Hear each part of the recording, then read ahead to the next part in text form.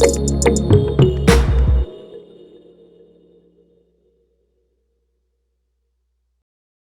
next question is, well, what's keeping you away? I mean, could it be financial issues? Could it be health problems? Could it be a bad relationship with mom? Could it be pride?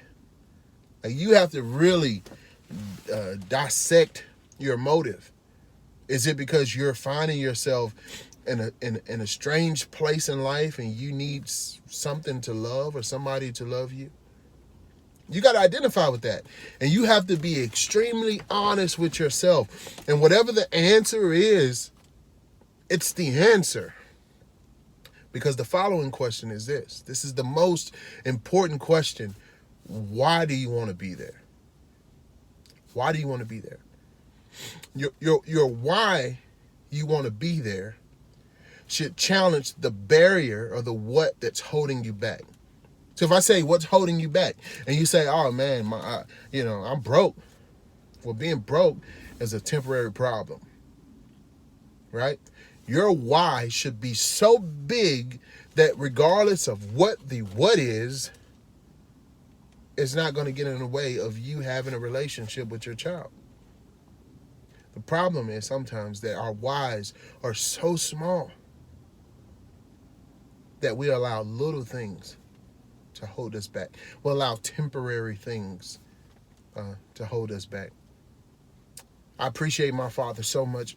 My dad was 27 years old when he met his father. He was 27.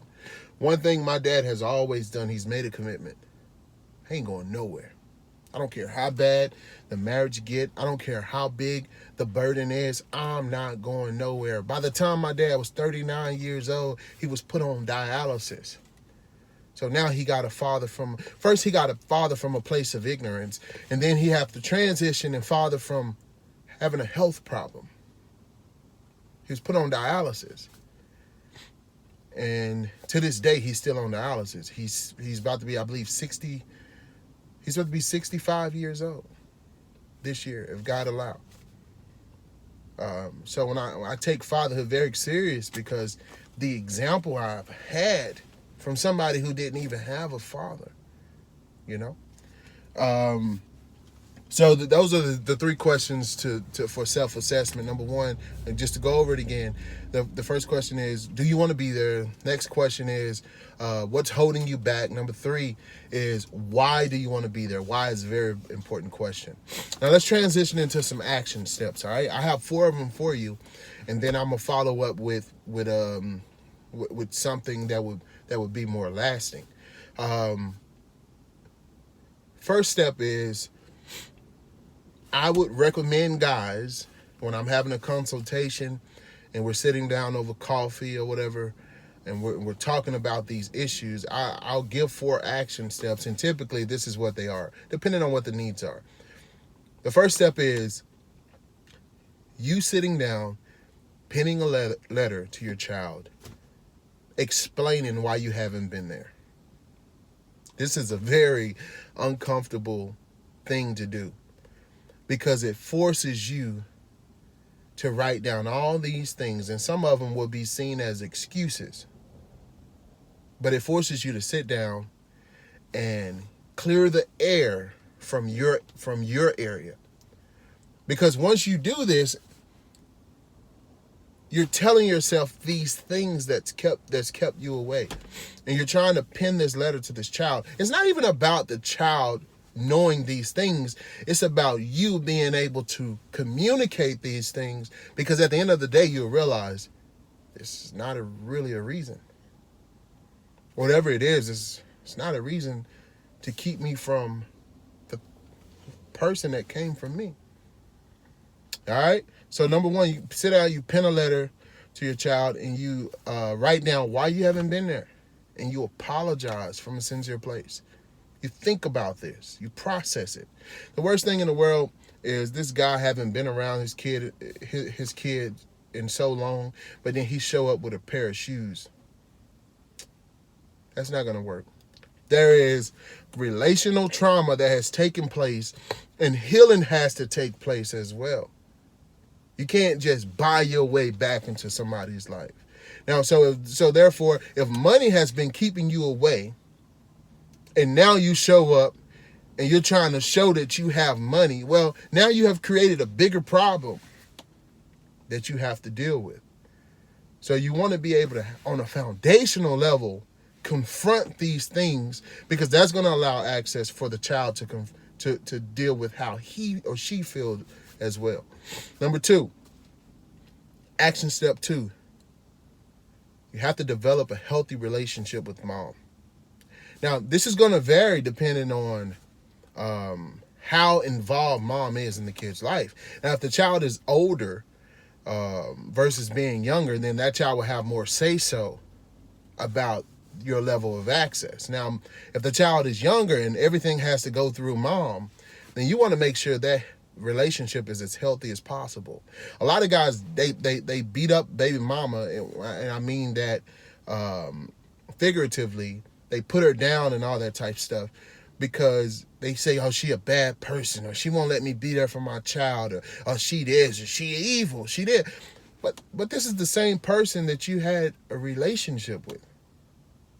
So if she's all these things, then the question is, what does that say about you?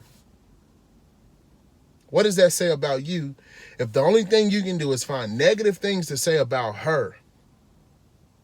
What does that say about you? Having a healthy relationship with mom can be complicated at times, especially when she's already in another relationship, because this person has heard nothing but negative stuff about you. And their number one priority is to protect this person from you.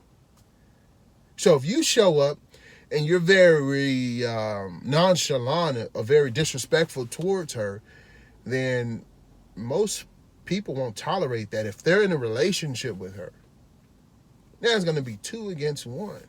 This is creating another barrier to keep you from your child. You got to minimize those barriers, because whatever it is, it's been big enough to keep you away thus far. So number 1, pen a letter to the kid. Number 2, try to develop a healthy relationship with mom. And both of those are process. Well, number 1 is initial. Number 2 is more of a process. But you have to have the right attitude going into it in order for that to happen. She may be bitter because of your absence as well. Number 3, find you a support group, because in finding a support group, you're gonna be around people who have been through a lot of challenging things, and their story sometimes is going to give you the right motivation, the right confidence that what you're doing is the right thing. Sometimes you can find these support groups in your community. They always have. Most communities have something for everybody that's going through anything. Most churches as well. If you say, well, I'm not with that church stuff, I'm not a Christian, I'm not this, I'm not that, well, you still need to be a good father. So find somebody who you can connect with. I don't care if you work with somebody who's always talking about their kids. Find a way to build a relationship with that person, because you need that support. The question is this: based on your support group, some of your closest friends, if you haven't been in your child's life, how many of those friends are telling you, hey man, pick up the phone and call your child? Hey man, no, let's not go to the club, man. Forget basketball this weekend, bro. Let's drive to the state that your kid is in. Like we can put money in and we can, use gas money. Let's go on a road trip. Let's go see your kid. If you don't have people like that in your life, then get away from the people that's there. If everybody's just draining you for entertainment and for their own pleasure and convenience and all that type of stuff, then maybe you shouldn't be spending so much time with those individuals. Right? You got to prioritize your life, but you got to find a support system of the right people. If you're having trouble finding this support system, then you can email us, or you can go on our website and send us a message, and somebody will get right back with you. But it's www.lovelinklead.com. www.lovelinkley.com. Number four is you got to make a commitment. You got to make a commitment to be there. Fatherhood is not about perfection. It is about consistency. It's about the ability to make the necessary adjustments for the people that we love. And we're going to always find ourselves in situations where we're challenged with that statement. But as a man, I have to make adjustments. There's a lot of adjustments I haven't made. Me personally, I'm getting personal now. There's a lot of adjustments that I haven't made. There's a lot of adjustments that I haven't made because I don't know how to make them yet. There's a lot of adjustments I haven't made because in my nature, I could be selfish. That's just me being transparent with you. I don't want you to think that you are the only person that's going through what you're going through. Fatherhood is a fraternity.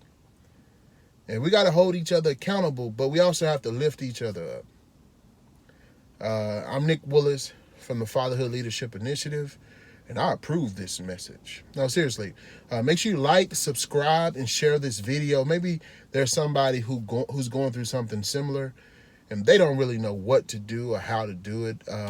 Maybe this video can help them. But I want you guys to stay tuned because I got some very cool things coming up. I will be uploading videos weekly every Monday morning and at 10 o'clock a.m. And I'm excited about this because I got some really good stuff in store for you. So till next time, peace out. Love, link, and lead your children, and the payoff will be big. The fruit will be outstanding. Peace out.